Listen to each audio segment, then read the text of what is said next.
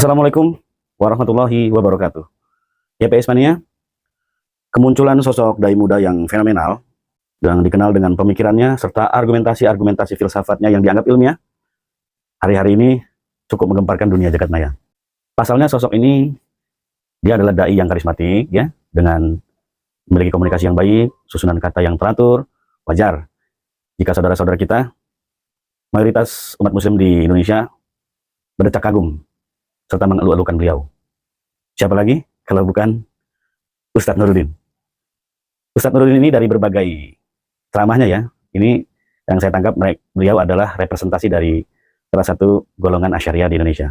Sosoknya dianggap dielu-elukan, ya, di posting sana, di posting sini, di share lagi, seolah-olah beliau ini sosok yang cerdas, yang mampu mempresentasikan, menarasikan akidah Asy'ariyah secara ilmiah dan rasional. Kemudian digadang-gadang sebagai dijuluki dengan Wahabi Hunter. Wow, Wahabi Hunter.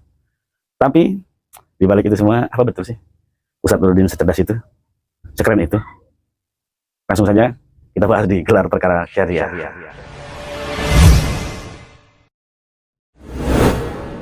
Ar-Rahman al-Arsy istawa. Allah yang Maha Pengasih istawa di atas arsy. Semua ulama tidak ada yang mengingkari Allah itu istawa. Allah itu punya sifat istiwa. Harus sepakat dulu, ya, karena ini ayat Al-Quran, nggak boleh kita ingkari. Ulama yang lain menempuh cara takwil, artinya mengartikannya dengan makna lain di antara mana istawa, istila. Kalau bicara akidah itu, saudara, harus menggunakan argumen rasional, harus menggunakan argumen tekstual. Ada dalil akli, dalil nakli, dalil dari Al-Quran dan Sunnah, atau dalil rasional, ya. Tidak boleh berdasarkan selera, harus, dan kemudian diperkaya dengan referensi ulama yang mengahli dalam bidangnya. Dalam menanggapi pernyataan Ustadz Nuruddin tersebut, tentu pertama-tama kita harus membuat sebuah kesepakatan dulu. Kesepakatan pertama, mari kita bersepakat bahwa Anda, saya, kita semua tidak ada satupun yang pernah berjumpa dengan Allah Subhanahu wa Ta'ala. Kesepakatan kedua, tidak ada satupun yang lebih memahami Al-Quran selain dari Rasulullah Shallallahu Alaihi Wasallam. Jadi tidak ada pihak lain yang mampu melebihi keilmuan Rasulullah tentang Al-Quran. Kemudian datang sebuah kabar dari Al-Quran. Ar-Rahman ala arsy istawa. Allah bersemayam di atas ars. Siapa yang memberi kabar? Allah Subhanahu wa Ta'ala. Allah menetapkan dirinya sendiri. Allah yang mengatakan bahwa beliau di atas arsy. Karena kita tidak ada yang pernah berjumpa dengan Allah. Jadi intinya ketika Allah menggambarkan, mengatakan, memberikan kabar tentang dirinya, itu yang pantas bagi Allah. Kemudian diterima oleh Rasulullah, diimani oleh Rasulullah, dan diajarkan, disampaikan kepada kaum muslimin. Tugas kita dalam perkara kabar, bentuk ibadahnya adalah mengimaninya. Jangan berikan celah peran akal untuk mencoba-coba berkreativitas melampaui apa yang telah disampaikan oleh Allah dan Rasulnya. Karena akal kita tuh harus tunduk kepada dalil.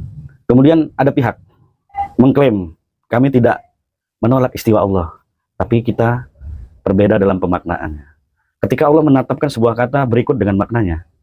Ketika kata itu dirubah maknanya, ya berarti secara tidak langsung, ya, konsekuensinya kita tidak menerima kata itu. Jadi, jika ada pihak yang dengan kreativitasnya mencoba-coba memaknai makna Al-Quran dengan cara dia, dengan pikiran dia, hal pertama yang harus ditanyakan pada orang tersebut adalah, Mas, sejak kapan Anda dilantik memiliki otoritas untuk mengubah-ubah makna Al-Quran? Satu. Ya, lagi-lagi, udah pernah jumpa Allah belum? Jangan bilang. Kalau situ Isra Mi'raj, jangan bilang. Yang pertama, ya. Yang kedua, kalau Anda masih ngotot dengan pemikiran Anda bahwa itu benar, ya, Anda sudah pernah mengkonfirmasi kepada Allah bahwa makna yang telah Anda narasikan, yang telah Anda deskripsikan, itu benar, sesuai dengan maunya Allah. Sudah dikonfirmasi, Mas, kepada Allah. Itu yang kedua. Karena konsekuensinya ketika kita mengubah makna itu, walaupun tujuannya baik, tujuannya mensucikan Allah dari makhluk, ya, konsekuensinya adalah rasionalitasnya seolah-olah menganggap begini, ya Allah, Anda tidak pantas ada di atas, bukan gitu ya Allah. Berusaha menggurui Allah, atau ya Allah, izinkan saya membantu Anda untuk mempresentasikan supaya umat manusia paham. Sama dengan menganggap Allah tidak mampu menyampaikan pesan kepada manusia, menganggap Rasulullah tidak pandai dalam memilih bahasa, sehingga harus dimodifikasi agar manusia paham. Saya tahu Anda pasti akan berdalil. Tapi di dalam Al-Quran, Allah menyatakan sendiri, tidak sama dengan makhluknya. Itu udah dalil lama, dalil basi, Mas. Bukan sesuatu yang baru. Dan sudah dibantah oleh banyak dai-dai kita yang hebat-hebat pemikiran. Dan berdasarkan dalil, tidak berdasarkan akal. Kalau alasannya Allah sendiri yang mengatakan Allah tidak sama dengan makhluk, kemudian konsekuensinya apa? Apa memang akhirnya Anda berhak untuk mengubah-ubah maknanya?